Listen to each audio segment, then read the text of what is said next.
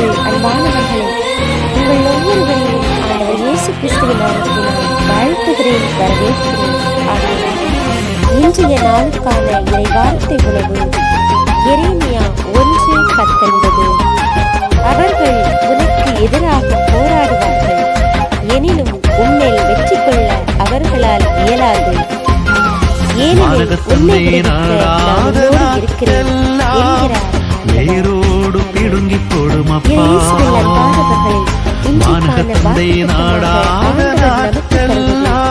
நமக்கு எதிராக யார் போராடினாலும் வெற்றியை கொள்ள இயலாது என்று வாக்கு கொடுத்திருக்கிறார். அது மட்டுமல்ல, சகோதர சகோதரிகள், ஆண்டவர் நம்மோடு இருக்கின்றார். நம்மை விடுவிப்பதற்காக அந்த இறை வார்த்தைகளை நம்பிக்கையோடு ஏற்றுக்கொண்டு அந்த வார்த்தைகளை நம்மில் செயலாற்ற முயற்சிப்போம்.